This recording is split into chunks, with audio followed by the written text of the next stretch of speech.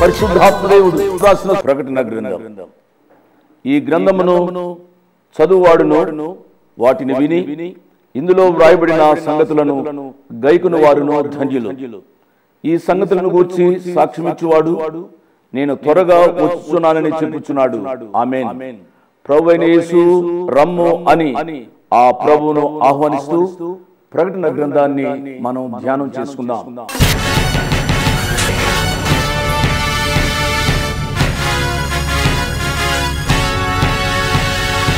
అదిగదిగో కడబూరా రోగునే త్వరలోనా, అదిగదిగో కడబూరా రోగునే త్వరలోనా, అదిగదిగో రాజు రానుండే మేఘాన, అదిగదిగో రాజు రానుండే మేఘాన, ఇక వేదన బాధకు వీడ్కోలు, ఇక వేదన బాధకు వీడ్కోలు. తెలుసుకో ప్రకటన గ్రంథ ధ్యానానా, తెలుసుకో ప్రకటన గ్రంథ ధ్యానానా. యేసు పరిశుద్ధ నామాన్ని బట్టి మీ అందరికీ శుభాశీస్సులు. మన తోడు ఎవరున్నా లేకపోయినా మన మధ్య పరిశుద్ధాత్మ దేవుడు ఉన్నారు గనక మనం భయపడకూడదు. ఇలాంటి గొప్ప ఆత్మీయ సత్యాన్ని మనం తెలుసుకోవాలి అని అంటే రక్షణ సువార్త విని రక్షణ పొందాలి. ఇంత గొప్ప అవకాశాన్ని సద్వినియోగం చేసుకొని కోట్లాది ప్రజలు ఈ రక్షణ సువార్త వినేటట్టు వారు వెళ్ళలేకపోయినా వెళ్ళేలాంటి యేసు అనుచరుల పరిచర్యను ప్రోత్సహించి బలపరిచిన ఒక దంపతులు, వారు గుంటూరు డిస్టిక్ వాస్తవ్యులు, వారి కుమారుడు కుమార్తె కొరకే ప్రత్యేకంగా ప్రార్థించమన్నారు. వారి కొరకు ప్రార్థిస్తాం. ప్రేమ నమ్మకం కలిగిన మా ప్రియ పరలోకపు తండ్రి, జీవం కలిగిన మా దేవ, ఎంతైనా నమ్మదగిన దేవుడిగా ప్రవ్వా, నిన్ను విడువను ఎడబాయనన్న దేవుడిగా మా తోడుండి మా జీవితాల్లో ఉన్న ప్రతి భయాన్ని తొలగిస్తున్నందుకు మీకు స్తుతులు స్తోత్రాలు. భయంకరమైన రోజుల్లో ఉన్నప్పటికీ, భయపడే రోజుల్లో ఉన్నప్పటికీ కూడా ప్రవ్వా మీరు మా తోడై ఉండి భయపడకుడి అని ప్రోత్సహిస్తూ బలపరుస్తున్న విధానాన్ని బట్టి స్తుతులు స్తోత్రాలు. ఇంత గొప్ప రక్షణ సువార్త కోట్లాది ప్రజలు విని భయాందోళనలో ఉన్న వారు భయపడకుండా జీవించే ఆత్మీయ అనుభవంలోకి నడిపించే రక్షణ సువార్త వారి వరకు చేరేటట్టు ఈ దంపతులు వారు వెళ్ళలేకపోయినా వెళ్ళేలాంటి యేసు అనుచరుల పరిచర్యను ప్రోత్సహించి బలపరిచిన విధానాన్ని బట్టి మీకు స్తుతులు స్తోత్రాలు చెల్లించుకుంటాం. మీ ద్వారా ప్రేరేపింపబడి చేసిన ఈ సహాయాన్ని బట్టి ఈరోజు ఎవరైతే రక్షణ పొందాలని తీర్మానం తీసుకోబోతున్నారో, ఎవరైతే ఈ వాక్యం వింటున్నారో వారందరికీ తండ్రి మీ ద్వారా ప్రేరేపింపబడిస్తున్న వాగ్దానం, నా ఆత్మ మీ మధ్య ఉన్నది గనుక భయపడకుడి. హగ్గై గ్రంథం 2వ అధ్యాయం 5వ వచనం. అదేవిధంగా మీరు ఇస్తున్న ఆజ్ఞ తండ్రి, మనుషులకు కనపడవలెనని వారి ఎదుట నీ నీతి కార్యము చేయకుండా జాగ్రత్త పడుడి. మత్తయి సువార్త 6వ అధ్యాయం 1వ వచనం. తండ్రి ఈ ఆజ్ఞానుసారంగా జీవించే ఆత్మ అనుభవంలోకి నడిపించండి. ఈ వాగ్దానం మా జీవితాల్లో నెరవేరే ఆత్మీయ అనుభవంలోకి, విశ్వాస అనుభవంలోకి మేమందరం జీవించులాగున సహాయపడి బలపరిచి నడిపించి దీవించుమని యేసు నామం అడిగి వేడుకున్నాం తండ్రి. ఆమెన్. Praise lord. మిమ్మల్ని పలకరించే కృపను ప్రభువారు కూడా అనుగ్రహించినందుకై ప్రభువారికి వందనాలు చెల్లిస్తున్నాను. దేవునికి వందనాలు స్తోత్రాలు చెల్లిస్తూ దేవుని వాక్యాన్ని శ్రద్ధగా వినాలని ప్రభు పేరిట మనవి చేస్తున్నాను. అన్నట్లు బాగుగా ఉన్నారు కదూ? బిడ్డలు బాగుగా ఉన్నారా? యవనస్తులు కాలేజీలు వెళుతున్నారా? చిన్న బిడ్డలు స్కూళ్లకు క్రమంగా వెళుతున్నారు కదూ? చిన్న వయసులో నుండే బిడ్డలను క్రమశిక్షణలో పెంచాలని ప్రభు పేరిట మనవి చేస్తున్నాను. ప్రియ యవన బిడ్డలారా, మనవి చేస్తున్నాను, దేవుని వాక్యాన్ని వినండి, దేవుని వాక్యానికి లోబడండి, మీ తల్లిదండ్రులకు విధేయులు కండి, తల్లిదండ్రులను ఎన్నడూ ఎదిరించవద్దు అని ప్రభు పేరిట మనవి చేస్తున్నాను. తల్లికి తండ్రికి సహాయపడటం మీ యొక్క జీవితాల్లో ఆశీర్వాదకరం అనే సత్యాన్ని మీరు మర్చిపోవద్దు. అమ్మా బాబు, దేవుని వాక్యాన్ని వినే కృపను ప్రభువారు అనుగ్రహించారు. శ్రద్ధగా దేవుని వాక్యాన్ని ధ్యానం చేసుకుందాం. ప్రకటన గ్రంథం 1వ అధ్యాయాన్ని మనం ముగించాము. మంచిది. ఇక ప్రార్థన చేసుకుని దేవుని యొక్క వాక్య ధ్యానంలోనికి వెళదాం. ప్రార్థన చేసుకుందాం. దయచేసి తలలు వంచండి, కళ్ళు మూసుకునండి. వీలున్న వారందరూ మోకరించండి. ప్రార్థన చేస్తున్నాను. కృపా సత్య సంపూర్ణుడు అయిన మా ప్రియ పరలోకపు తండ్రి, వందనాలు స్తోత్రాలు చెల్లిస్తున్నావు నాయన. మీ వాక్యాన్ని ధ్యానించి వినే భాగ్యాన్ని మీరు మాకు అనుగ్రహించినందుకై వందనాలు స్తోత్రాలు చెల్లిస్తున్నాము నాయన. వాక్యాన్ని ధ్యానించబోతున్నాం ప్రభు నాయన. మీ వాక్యాన్ని అర్థం చేసుకునే కృప మీరు మాకు అనుగ్రహించమని అడుగుతున్నాం నాయన. వాక్యాన్ని వినడం మాత్రమే కాకుండా వాక్యాన్ని మా జీవితాల్లో ఆచరణలో పెట్టే కృపాధన్యత అనుగ్రహించమని అడుగుతున్నాం నాయన. ఎంతమంది మీ వాక్యాన్ని వినడానికి టీవీ చుట్టూ చేరారో వారందరినీ నిండారుగా దీవించండి నాయన. అనారోగ్యముగా ఉన్నవారిని దయతో ముట్టి స్వస్థపరచండి. సంతానం లేని వారికి మీ చిత్తానుసారంగా సంతానమును అనుగ్రహించండి. యవన బిడ్డలకు, కొంతమంది ముఖ్యంగా ఆడబిడ్డలకు సరైన వయసులో వివాహాలు కావడం లేదు నాయన. సరైన భాగస్వాములను మీ చిత్తానుసారంగా అనుగ్రహించమని అడుగుతున్నాం. ఉజ్వల భవిష్యత్తుతో జీవించవలసిన మా ప్రియ యవన బిడ్డలు నాయన లోకంలో గమ్యం లేకుండా జీవిస్తున్నారు. వారిని ప్రత్యేకముగా మీ కృపాసనం దగ్గరికి తీసుకుని వస్తున్నాం నాయన. యవన కాలంలో మిమ్మలను తమ సొంత రక్షకునిగా ఎరిగి జీవించే కృపానుభవం మా యవన బిడ్డలకు అనుగ్రహించమని అడుగుతున్నాం నాయన. వాక్యం వినటానికి చేరిన ప్రియులందరినీ నిండారుగా దీవించమని, మీరే మాట్లాడమని యేసయ్య నామమున స్తోత్రం చెల్లించి వేడుకుంటున్నాం తండ్రి. ఆమేన్. ప్రార్థనలో పాల్గొన్న మీ అందరికీ నా ప్రత్యేక వందనాలు. ఇక ధ్యానంలోనికి వెళుతున్నాను. యోహాను గారు వ్రాసిన ప్రకటన గ్రంథం 2వ అధ్యాయాన్ని మీ ముందు ఉంచుకోనండి. దేవుడైన యెహోవా తన కుమారుడైన యేసు ప్రభు వారికి ఇచ్చారు. యేసు ప్రభు వారు కూడా దేవుడు అనే సత్యాన్ని మర్చిపోవద్దు. యేసు ప్రభు వారు తన దూతకు ఇచ్చిన వర్తమానం దూత దాసుడైన యోహానుకి ఇచ్చారు. యోహాను గారు దాసులకు ఈ వాక్యాన్ని ప్రకటన చేయమని ఇచ్చినట్లుగా దేవుని యొక్క వాక్యంలో చూస్తూ ఉన్నాం. మర్చిపోవద్దు, ప్రకటన గ్రంథాన్ని చదువువారును వినువారును ఇతరులను గైకుని వారును ధన్యులు. ఎందుచేతనగా సమయము సమీపించింది. యేసు ప్రభు యొక్క రాకడ చాలా సమీపంగా ఉంది. సిద్ధంగా ఉండాలి. మనం సిద్ధపడాలి, ఇతరులను సిద్ధపరచాలి. ప్రియులారా, ఈ గ్రంథాన్ని వ్రాసేటప్పటికీ యోహాను గారు పద్మసు లంకలో ఉన్నారు. చూడండి, యోహాను గారు పద్మసు లంకలో ఉన్నారు. డొమేషియన్ చక్రవర్తి యోహాను గారిని సలసలా కాగే నూనెలో వేశారు. అప్పుడు కూడా చనిపోలేదు.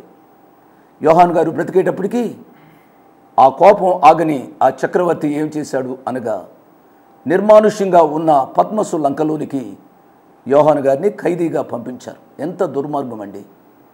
గత దినాల్లో నేను చెప్పాను, ఎందుచేత ఈ శ్రమ యోహాను గారు భరించవలసి వచ్చింది.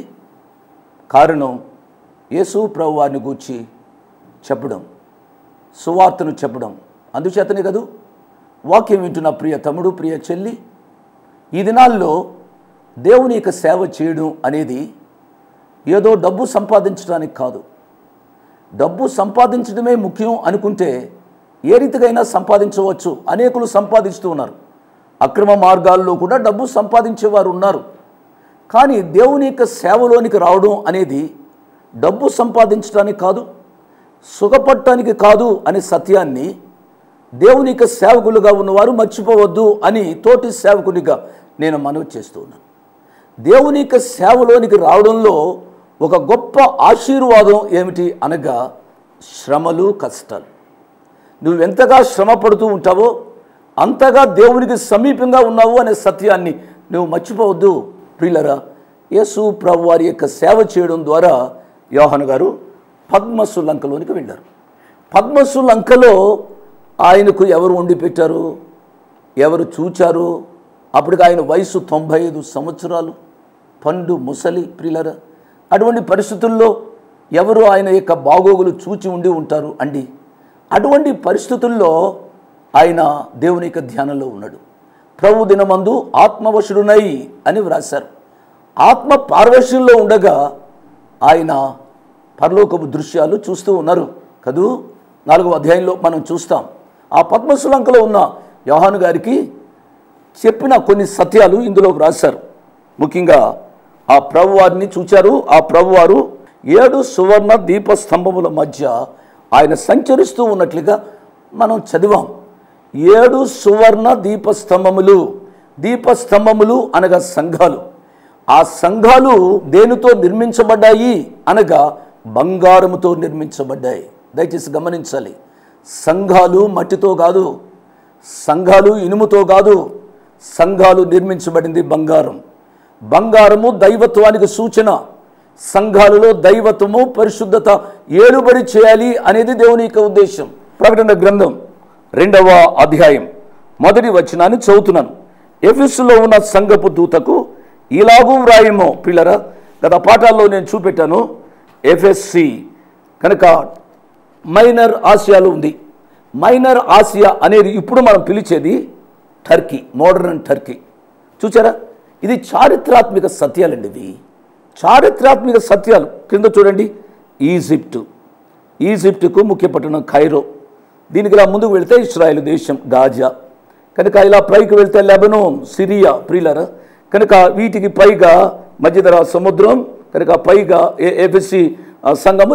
ఈ రీతిగా సంఘాలు ఉన్నట్లుగా మనం చూస్తాం. కాబట్టి ఈ ఎఫెసి సంఘాన్ని గూర్చి కనుక పరిశుద్ధాత్మ దేవుడు యోహాను గారిని వ్రాయమన్నారు. ఎఫెసులో ఉన్న సంఘపు దూతకు ఇలాగూ వ్రాయమో. జాగ్రత్తగా నా మాటలు వినాలి. సంఘపు దూతకు ఏకవచనం, it is a singular word. సంఘపు దూతకు ఇలాగూ వ్రాయమో అంటే ఇక్కడ వ్రాసింది ఒక వ్యక్తికైనా, దూతకైనా. దూత అనగా ఇంగ్లీష్లో ఏంజల్ అని అంటాం. కానీ దూతకు ఇంగ్లీష్ బైబిల్లో వ్రాయబడింది మెసెంజర్ అనగా వర్తమానికుడు. సంఘపు దూతకు ఇలాగూ వ్రాయము అనగా వర్తమానికుడు ఒక్కరికైనా ఈ యొక్క పత్రిక వ్రాయబడింది. ఇది దూతకు ఏకవచనంగా వ్రాయబడినప్పటికీ కూడా, ఇది దూతకు ఒకే వ్యక్తికి అయినప్పుడు కూడా 7వ వచనంలో చెప్పబడిన మాట ఏమిటనగా, చెవిగలవాడు ఆత్మ సంఘములతో, ఆత్మ సంఘములు బహువచనం, చెవిగలవాడు ఆత్మ సంఘములతో చెప్పుచున్న మాట వినుగాక. మొదటి భాగంలో అది ఏకవచనంగా ఒకే వ్యక్తికి చెప్పబడిన మాటగా ఉంది. అది చదివిన వెంటనే ఇది ఒక వ్యక్తికే కదా, నాకు కాదు అనుకోవడానికి అవకాశం ఉంది.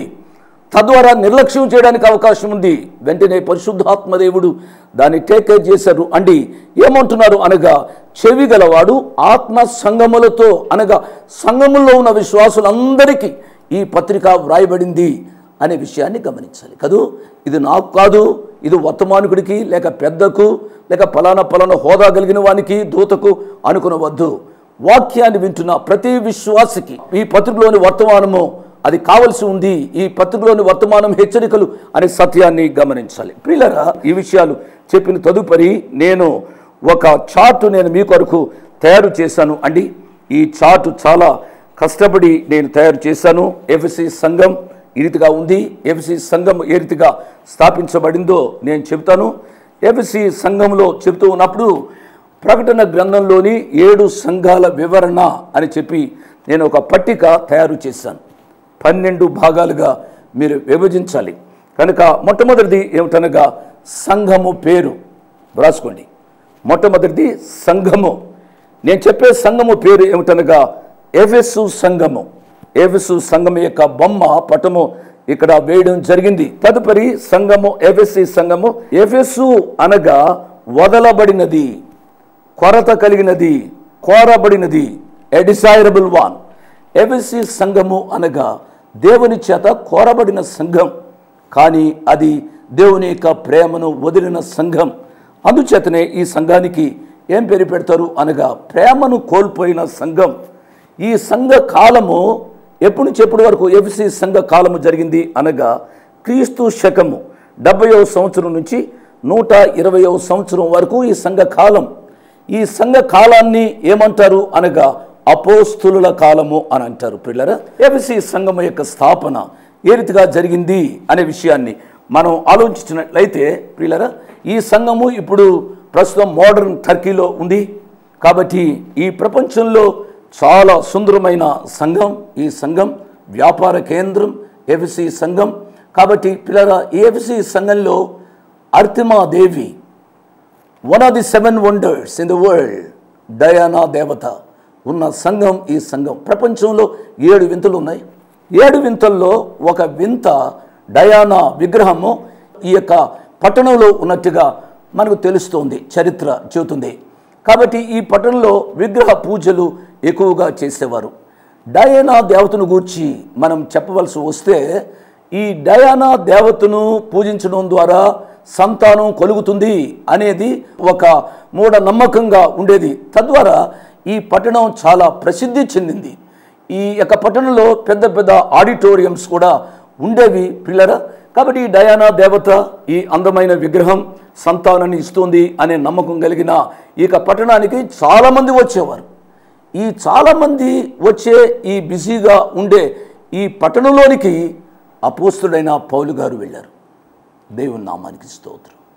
అపోస్తుడైన పౌలు గారిని దేవుడు ఏర్పాటు చేసుకున్నాడు. అపోస్తుడైన పౌలు గారు తన యొక్క మిషనరీ యాత్రలో ఈ ఎఫెసీ పట్టణానికి వెళ్ళారు అండి. అంతకు ముందుగా అపోల్లో అనే ఒక విద్వాంసుడు యథార్థమైన బాప్తిస్మమును గూర్చి తెలియకపోయినప్పుడు కూడా యేసు ప్రభు వారిని గూర్చి తెలిసిన వ్యక్తిగా యేసు ప్రభు వారి యొక్క సువార్తను ప్రకటించాడు. సువార్త ప్రకటించబడింది కదూ. తదుపరి అక్కడే అకుల ప్రిస్కిల్లలు కూడా ఉన్నారు. ఈ అపోల్లోకు సరిగా తెలియని కొన్ని విషయాలు అకుల ప్రిస్కిల్లలు వివరించారు.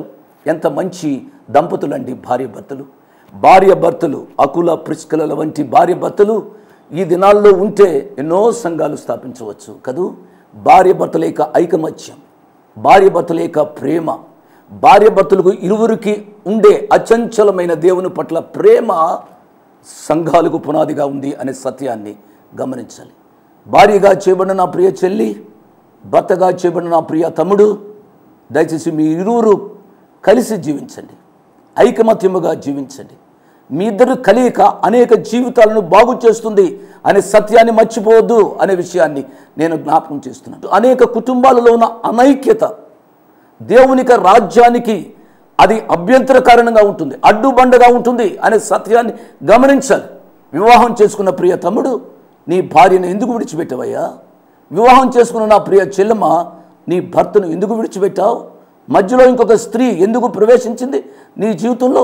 నేను మనవి చేస్తున్నాను, నువ్వు పెళ్లి చేసుకునేటప్పుడు ప్రమాణం చేసావే, మరణము తప్ప ఏది కూడా మనను వేరు చేయకూడదు అని ప్రమాణం చేసిన నీవు నీ యొక్క జీవితంలో నీ భాగస్వామికి ఎందుకు నమ్మకంగా లేవు అనే ప్రశ్న నిన్ను అడుగుతున్నాను. కాబట్టి ఈ భార్య భర్తలు అపోల్లో తదుపరి పౌలు గారు చేసిన పరిచర్య మూలంగా ఎఫెసీలో సంఘము స్థాపించబడినట్లుగా దేవుని యొక్క వాక్యంలో మనం చూస్తాం. అంత మాత్రమే కాకుండా తురన్ను అనే పాఠశాలలో పౌలు గారు బైబిల్ స్టడీ చేస్తూ వచ్చారు. 2 సంవత్సరాలు ఎఫెసీలో ఉన్నారు అండి. ఎఫెసీలో ఉండి దేవుని వాక్యాన్ని బోధించిన దైవజనుడు, దేవుని నామానికి స్తోత్రం. అటువంటి అకుంఠితమైన దీక్ష మన యొక్క సేవా జీవితంలో ఉండాలి అని ప్రభు పేరిట నేను మనవి చేస్తున్నాను. ఏ యొక్క గ్రామంలో అడుగు పెడితే ఆ గ్రామంలో సంఘము స్థాపించబడాలి అనేది ఆది కాలంలో అపోస్తుల యొక్క దీక్ష.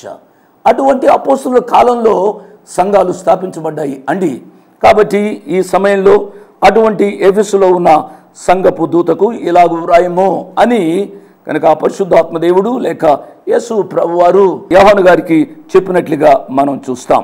ఎఫెసులో ఉన్న సంఘపు దూతకు దేవుడు ఏ రీతిగా ప్రత్యక్షమయ్యాడు అనే మాట మనం చూసినట్లయితే ప్రియులరా, మనం ఇక్కడ చూస్తాం చూడండి.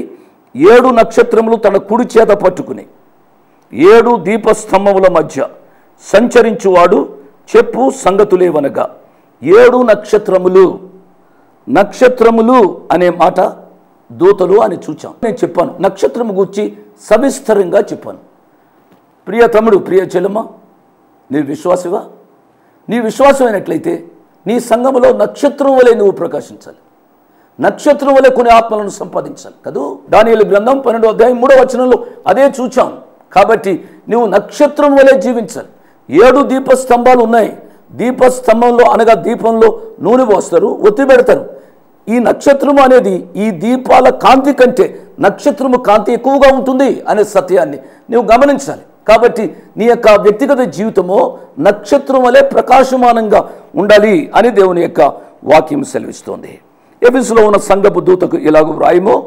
7 నక్షత్రములు తన కుడి చేత పట్టుకుని 7 దీపస్తంభముల మధ్య సంచరించువాడు చెప్పు సంగతులేమనగా.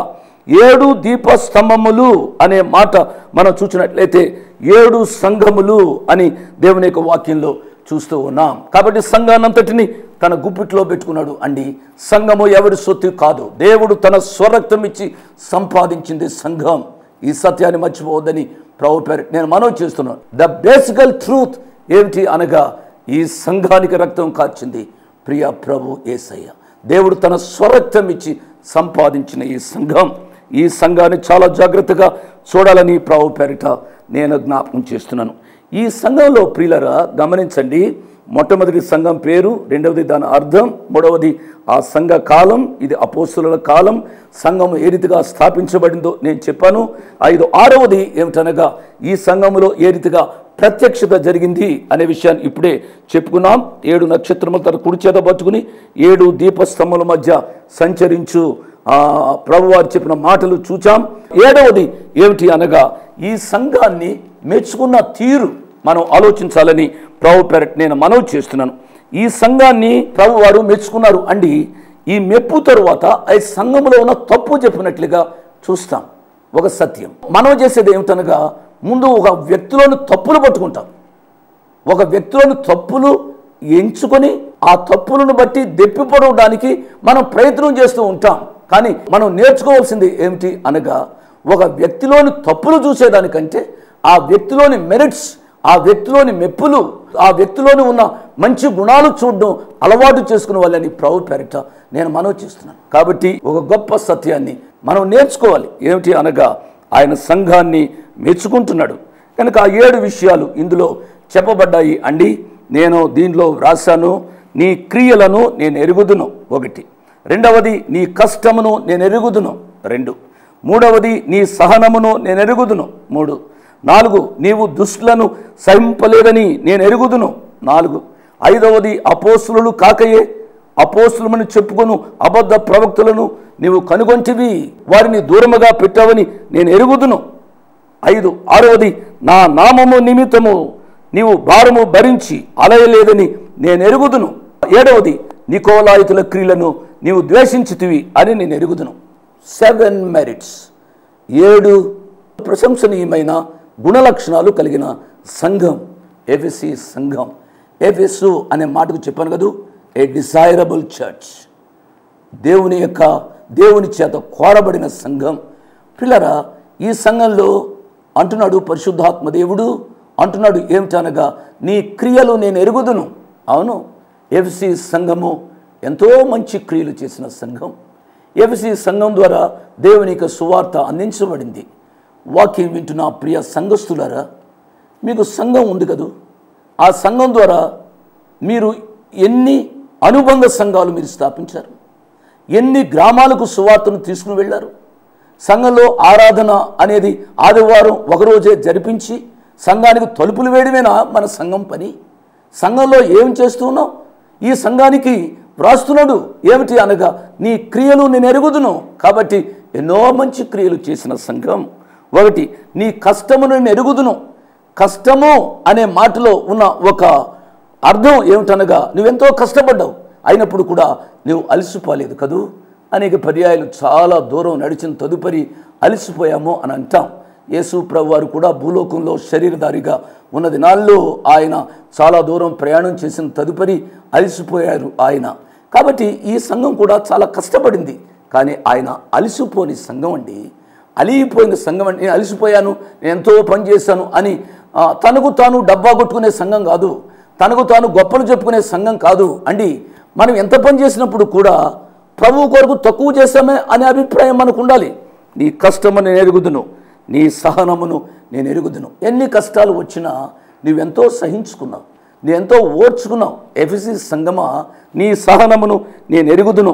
నీవు దుష్టులను సహింపలేవనియు అపోస్తులు కాకయే తాము అపోస్తులమని చెప్పుకుని వారిని పరీక్షించి వారు అబద్ధికులను నీవు కనుగొంటువని నేను ఎరుగుదును. విన్నారు కదూ. కనుక అపోస్తులు, మేము అపోస్తులము అన్న వెంటనే ఈ ఎఫెసీ సంఘస్థులు వేసిన ప్రశ్న ఏమిటనగా నువ్వు యేసు ప్రభు వారిని చూచావా అని అడిగేవారట. కనుక నేను చూడలేదు అనంటే ఇతడు దొంగ అపోస్తులుడు అని భావించేవారు. యేసు ప్రభు వారిని చూచిన వారే అపోస్తులుగా ఆ దినాల్లో పరిగణించేవారు. ఈ దినాల్లో చాలామంది అపోస్తులు ఉంటున్నారు అండి. నేను ఎవరిని ఏమీ విమర్శించడం లేదు. అపోస్తులుడు అనగా ఒక అర్థం ఏమిటి అనగా ఏ మిషనరీ. కాబట్టి ఒక ప్రాంతం నుంచి ఇంకొక ప్రాంతానికి వెళ్ళి సేవ చేసేవారిని కూడా అపోస్తలులు అంటున్నారు. ఆ కాలంలో ఎఫెసీ సంఘం ఉన్న కాలంలో చాలామంది దొంగ అపోస్తలులు ఉండేవారు అన్నమాట. కాబట్టి వారిని నువ్వు కనుగొని వారిని అబద్ధికులని నీవు తీర్మానించావు అని నేను ఎరుగుదును. అంత మాత్రమే కాదు, నీవు సహనము కలిగి నా నామము నిమిత్తము భారము భరించి అలయలేదని నేను ఎరుగుదును. దేవుని నామానికి స్తోత్రం. ఎంతో కష్టపడిన సంఘం పిల్లరా. వాక్యం వింటున్న ప్రియ సంఘస్థులారా, నేను మనవి చేస్తున్నాను, మన సంఘాలు ప్రభువు కొరకు అంతగా పనిచేయాలి. కొన్ని వందల సంవత్సరాలుగా మన దేశంలో సువార్త ప్రకటించబడుతుంది. చూడండి, మొదట నీకుండిన ప్రేమను నీవు వదలతివి. You lost your first love. నీకున్న మొదటి ప్రేమను నువ్వు వదలతివి. అది తప్పు ప్రియులారా, అది తప్పు. 1, 2, 3, 4, 5, 6, 7, 8వ తప్పు అని రాసుకోండి. ఏమిటనగా ప్రేమను కోల్పోయిన సంఘం కదూ. అప్పుడప్పుడు భార్య అంటుంది భర్తతో, కనుక హృదయం ఉన్న ఏ భర్త అయినా అతడు స్పందించాలి. అండి, పెండ్లైన మొదటి దినాల్లో ఎంతో ప్రేమగా చూచారు, 2, 3 బిడ్డలయ్యారు, ఇప్పుడు సరిగ్గా నన్ను పట్టించుకోవడం లేదండి, మీ ప్రేమ తగ్గిపోయిందండి అని అంటే భార్య, హృదయం ఉన్న భర్త స్పందించాలి కదూ. ప్రభువారు అంటున్నారు, సంగమా, ఎన్నో మంచి క్రియలు చేశావు, నేను కాదనటంలే, but you lost your first love. భార్య భర్తలుగా చేయబడిన కుటుంబీకులారా, పెండ్లైన మొదటి దినాల్లో ఉన్న ప్రేమను కోల్పోయారా? సంఘస్థులారా, విశ్వాసివిగా నీవు సంఘంలో చేరున్నాడు ఉన్న ఆ ప్రేమ, ఆ తాపత్రయం, సువార్తను గూర్చిన భారం నీ జీవితంలో ఇప్పుడు ఉన్నదా? లేకపోయినట్లయితే దేవుని వాక్యం నీతో మాట్లాడుతూ ఉండగా, హెచ్చరిస్తూ ఉండగా, దేవుని వాక్యానికి లోబడమని ప్రభు పేరిట నేను జ్ఞాపకం చేస్తున్నాను. ప్రియులారా, చివరిగా ఈ యొక్క తప్పైన తదుపరి దేవుని యొక్క వాక్యం మందలించింది ఈ యొక్క సంఘాన్ని. మందలించిన ఈ సంఘానికి మారు మనసు పొందకపోతే వచ్చే శిక్షను వ్రాయబడింది, మారు మనసు పొందితే ఇవ్వబడిన బహుమానము వ్రాయబడింది. తదుపరి ముగింపు ఏ రీతిగా ఈ సంఘానికి ఉందో ఇంకా కొన్ని విషయాలు చెప్పుకోవాలి. మెట్టుకు ప్రతి సంఘంలో 12 పాయింట్స్, 12 పాయింట్స్ నేను చెబుతూ ఉంటాను, లేక 11 పాయింట్స్ చెబుతూ ఉంటాను. దేవుడు మిమ్మల్ని దీవించునుగాక. Praise the lord. మీ ముందుకు రావడానికి ఒక ప్రాముఖ్యమైన కారణం, మేము ఈ టీవీ పరిచర్యని ఎందుకు ప్రారంభించాం, ప్రాముఖ్యంగా తండ్రి అయిన నాన్నగారు, కీర్తిశేషులైన నాన్నగారు జోష్ అన్నగారు ఎందుకు ప్రారంభించారు అనేది వారి మాటల్లోనే విందాం. ఈ కార్యక్రమాన్ని నిర్వహించడానికి నేను ఎంతో ధైర్యం చేశాను అనే విషయాన్ని జ్ఞాపకం చేస్తున్నాను. డబ్బుండి ఈ కార్యక్రమాన్ని ప్రారంభించలేదు, నన్ను రక్షించి ఇంతవరకు పిలిచిన ప్రభు ఉన్నారు అని, తదుపరి విశ్వాసులైన మీరు ఉన్నారు అనే ధైర్యంతో ఈ కార్యక్రమాన్ని కొనసాగిస్తున్నాం. విన్నారు కదా, నాన్నగారు ఏ ధైర్యమైతే వారు చేసి టీవీ కార్యక్రమాలని ప్రారంభించారు, మన రక్షకుడైన యేసు ఉన్నారని, విశ్వాసులైన మీరు ఉన్నారనే ధైర్యంతోనే ఈ టీవీ కార్యక్రమాలని మేము కొనసాగిస్తున్నాం గత సంవత్సరాలుగా. ఇక ముందు కూడా మేము కొనసాగించాలి అని అంటే మీలో విశ్వాసులైన మీరు, ప్రేరేపింపబడ్డవారు మీరు, వచనం వెంబడి వచ్చిన ధ్యానాలు జోషన్న గారివి, పాయింట్ వైజ్ ధ్యానాలు జాన్ స్పర్జన్ గారివి, హీరోస్ ఆఫ్ ది బైబిల్ అనే సిరీస్ ధ్యానాలు భక్త్ సింగ్ నావి కొనసాగేటట్టు మీరు ప్రేరేపింపబడితే, మీరు సహాయం చేసి మీరు నేరుగా నాతోని మాట్లాడవచ్చు. నాతో మాట్లాడి మాకు సహాయం చేయాలనేది నా మనవి. కాబట్టి మీరందరూ ఏ భారమైతే, సేవా భారమైతే నాన్నగారు గత 40 సంవత్సరాలుగా ముందుకు కొనసాగించారు, ఇప్పుడు యవనస్తులమైన మా అన్నగారు జాన్ స్పర్జన్ గారు మాపై ఉంది. కాబట్టి మీరు కూడా ఏ విధంగా నాన్నగారిని అయితే ప్రోత్సహించారు, నాన్నగారిని ఆదరించారు, మమ్మల్ని కూడా ఆ విధంగానే ప్రోత్సహించి ఆదరిస్తారని నమ్ముచు సెలవు తీసుకుంటున్నాను. దేవుడు మిమ్మల్ని దీవించి ఆశీర్వదించునుగాక. ఆమేన్.